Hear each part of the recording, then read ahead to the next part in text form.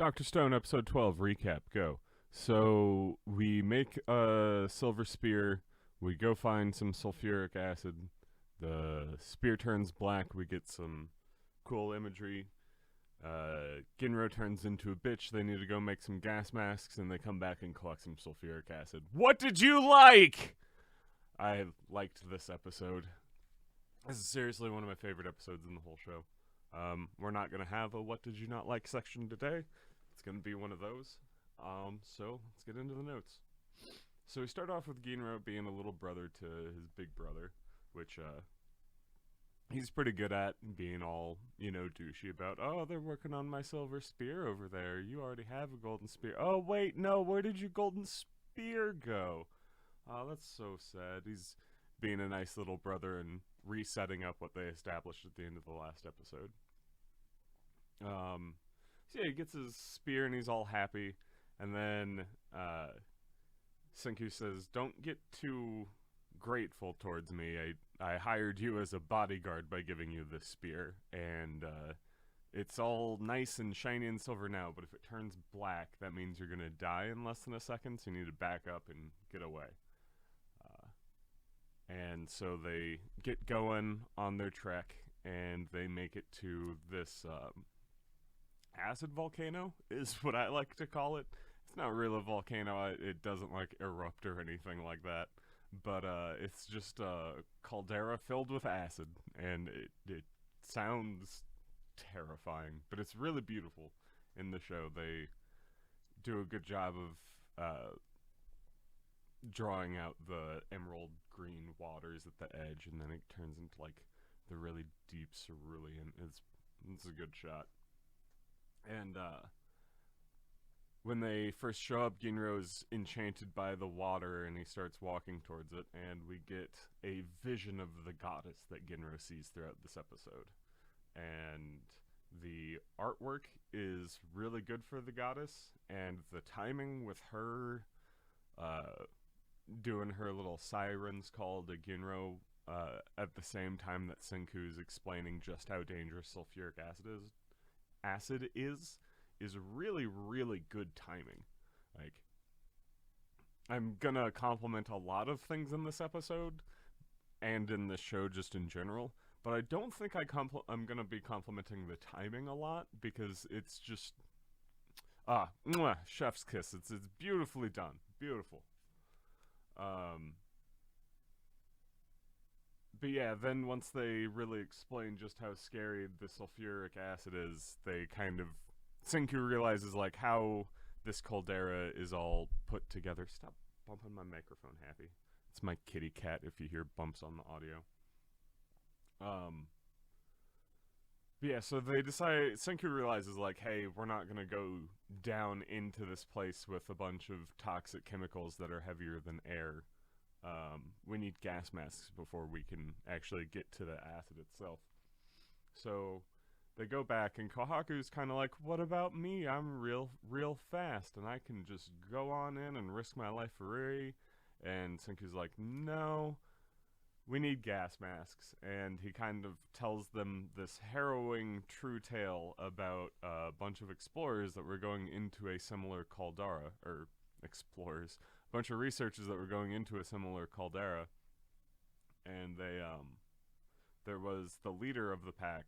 They're walking down towards the pool, and he bent over to tie his shoes, and he died because there was so much buildup of these heavy gases that they were perfectly fine at standing height, but as soon as he bent down to tie his shoes, his whole body just shut down.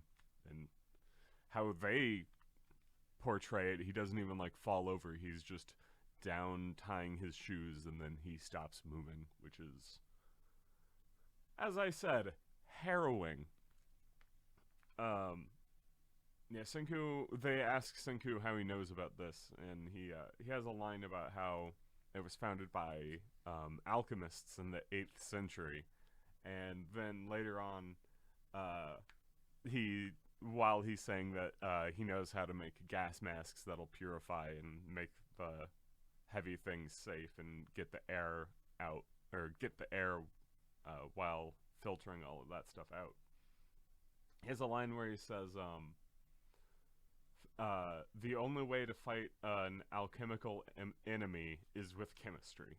And I like that. I think that's fantastic. That's a very, like, almost knightly view on the scientific theory of, like, hey, this is a thing that that humans can't do just as a conglomeration of cells. So let's go do the thing that counteracts this thing so that we can do it.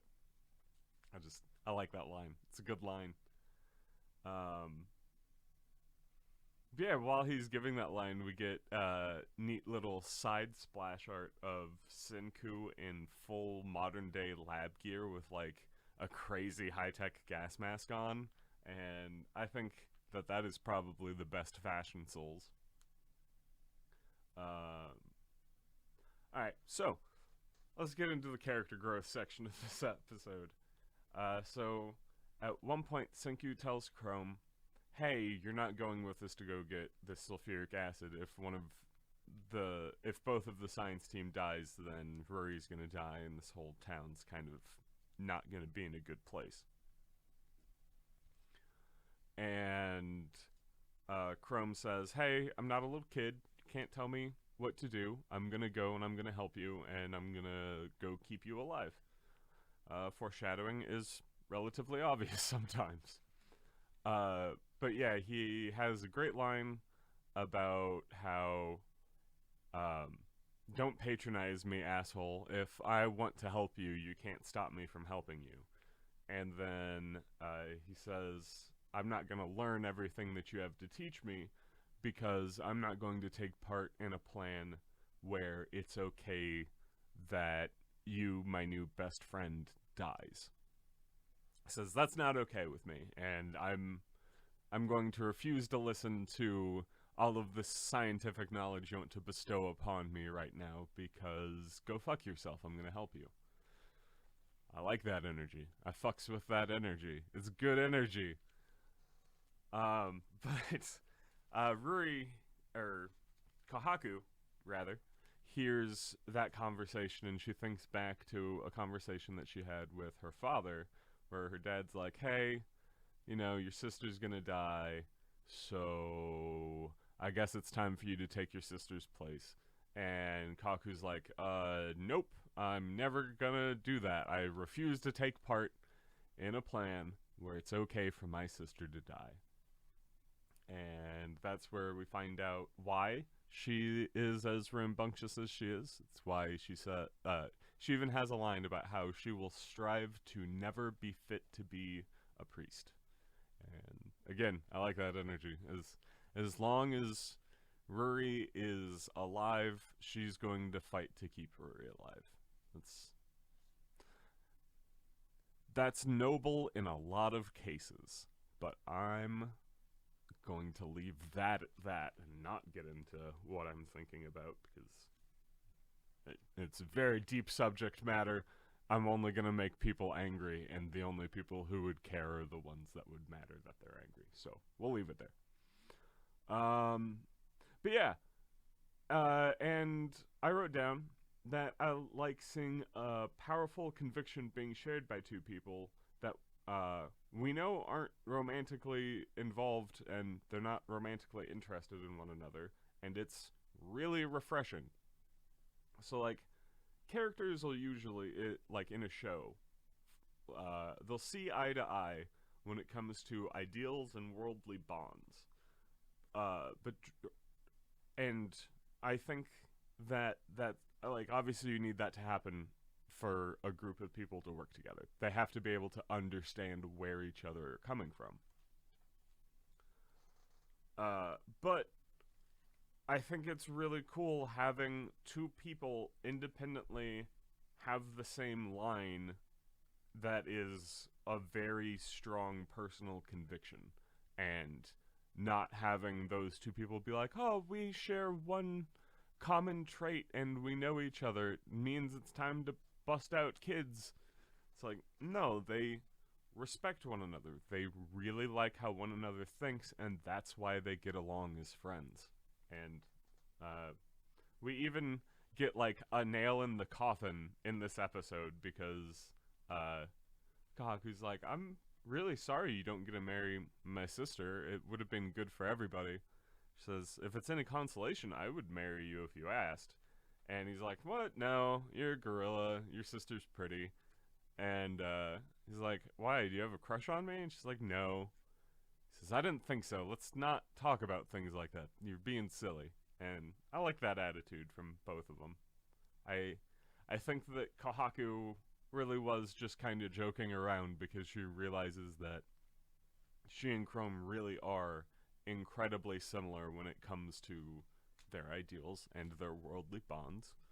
And she's enjoying the fact that she has a friend and she really, really likes the idea of making sure that this guy's not just gonna start drooling over her the first second that he can. And she likes seeing his love for her sister, and she thinks that he's a better person because he has such an intense passion for someone that she has an equal intense passion about.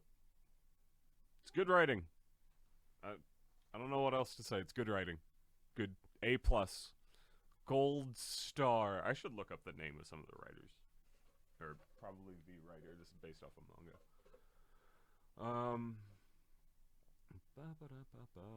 Okay. Continuing on. Now that we got the relationship part of the story out of the way, we can go back to the fun stuff. Happy. Chill out. Okay. Back to the fun stuff. Collecting sulfuric acid. So it starts off with just Senku and Chrome at the Caldara, and they've got their gas masks on, and we notice that Ginro's not with them. Ginro's back at the camp, and he's all scared, and he's complaining to the old craftsman. And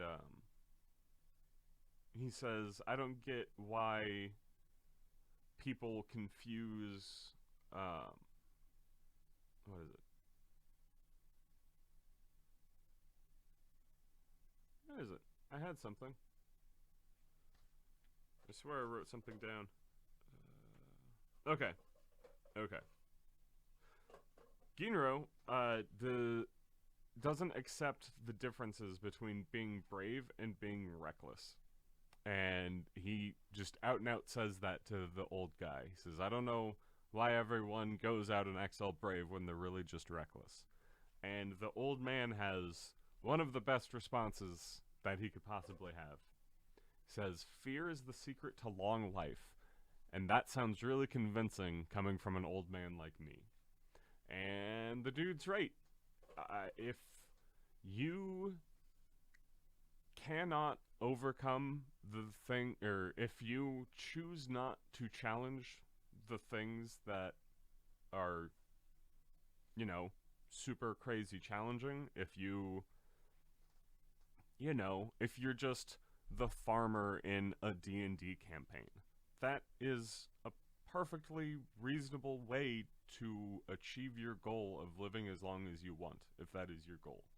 If you don't have any worldly bonds that are strong enough to drive you into battle, that's fine.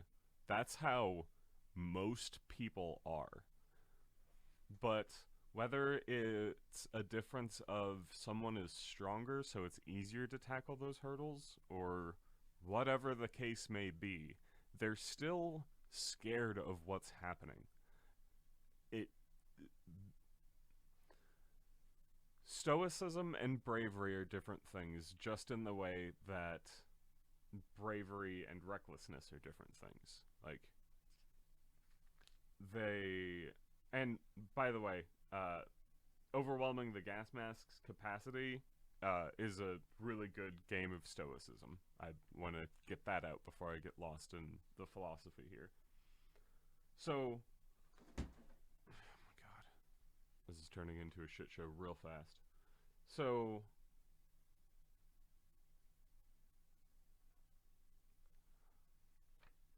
I like that Ginro is not old enough to have really been challenged in a way that has threatened his life before. We get to see that part of his life. Um, One of the best writing prompts I've ever heard is this the most interesting thing that's ever happened to your character? And if not, why aren't you showing us that? Ginro is having an existential crisis of encountering his own mortality in his mind for the first time ever. And that is a scary thing when you realize either that you're about to die or almost died for the first time. It takes a minute to process what exactly just happened and the fact that you are not invincible like you think you are when you're, I don't know, 10, 12, or, you know, 25 for all of the people who are scared and don't actually face challenges that might stand in their way. Oh, hang on. Did I say that out loud? Fucking. Alright. But, yeah, there's a lot of people. If you see, like, a college student or some, like, 25-year-old at the bar who still has that, like, I'm immortal mentality, know that that person, is a punk bitch that has never tried anything hard in their life. Because like, it's just it's the law of large numbers. If you're alive for 15 years and you're doing really, really cool, interesting shit with your life and you're standing up and you're fighting for what you think is right, that got a little preachy. That's not what I was doing when I almost died. Well, there were a few of them. I'm not going to get into it. They, yeah, it takes a minute to process the whole I am capable of losing all of my blood, or I'm capable of having my organs shut down is terrifying, especially for someone as young as that.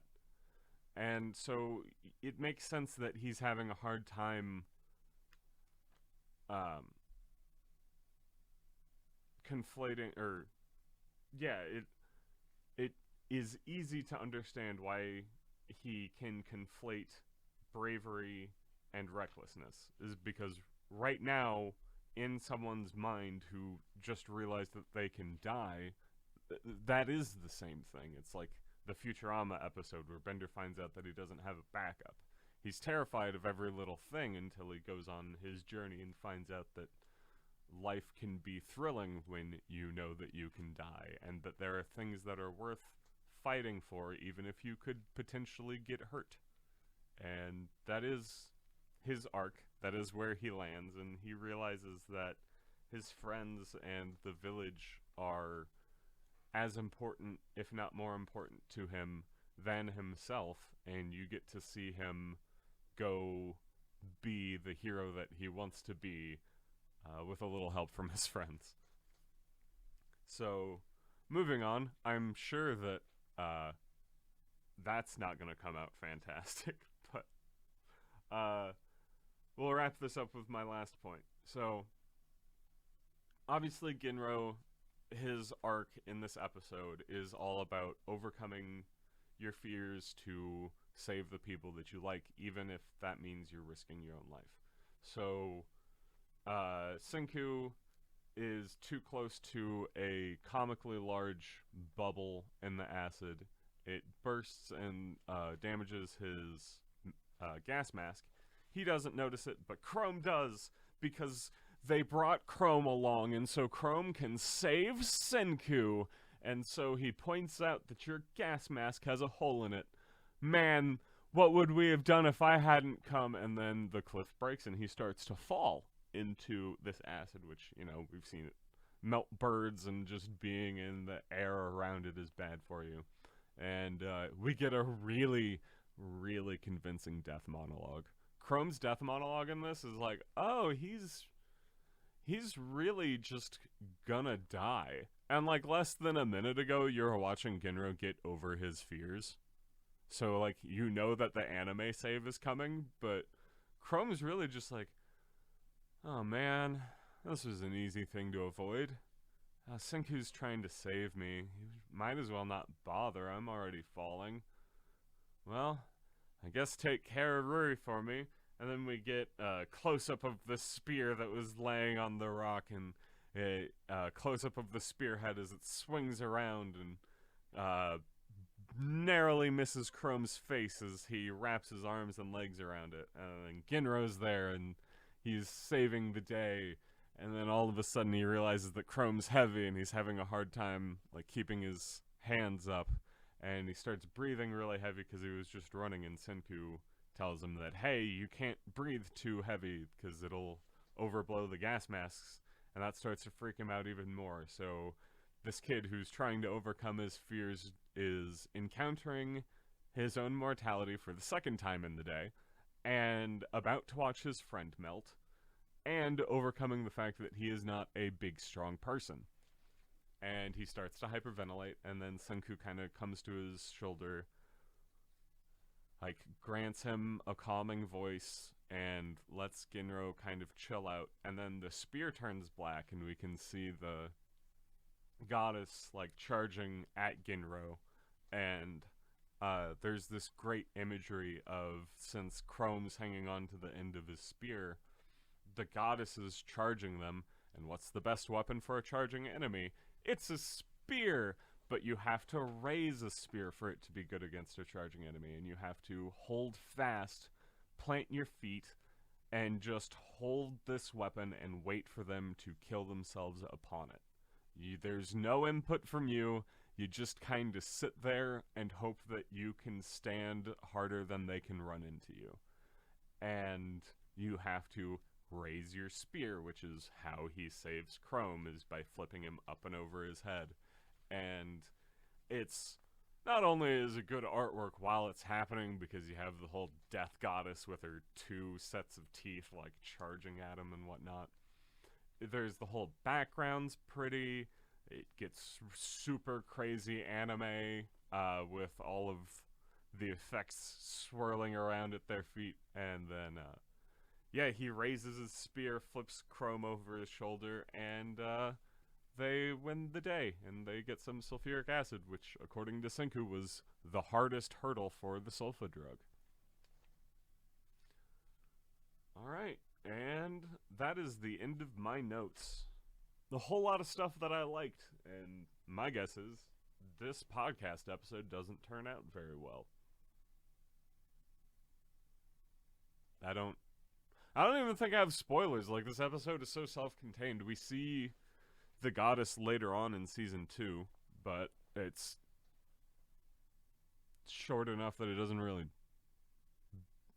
like bear mentioning. But yeah, spoilers. They know that there's a place that they can go to kill people without like blooding their hands or whatever. We'll see if that becomes relevant in an arc called The Stone War, but like I said, it's a small enough part, it's not really even, doesn't even really bear mentioning.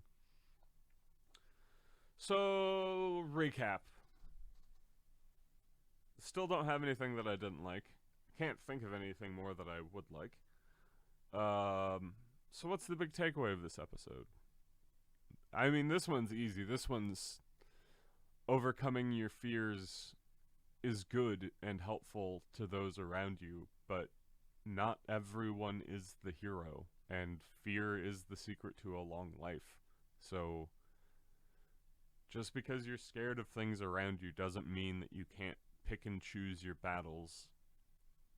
And by taking on the smaller things in life, finding out that you can overcome your fear of that will grant you the tools to help you overcome some of your greater fears, which is really, really nice.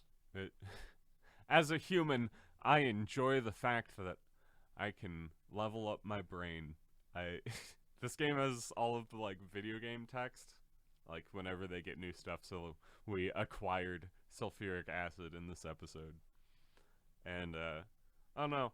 Sometimes it really does feel like the human body is like an RPG system. Like you can train your strength, you can train your intelligence, you can train your charisma and all that jazz.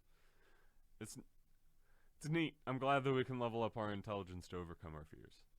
That's the big takeaway. Is if you're if you see demons in every corner, then start with the imps and work up. Eventually, you'll be fighting Asmodeus. Holy shit, that was actually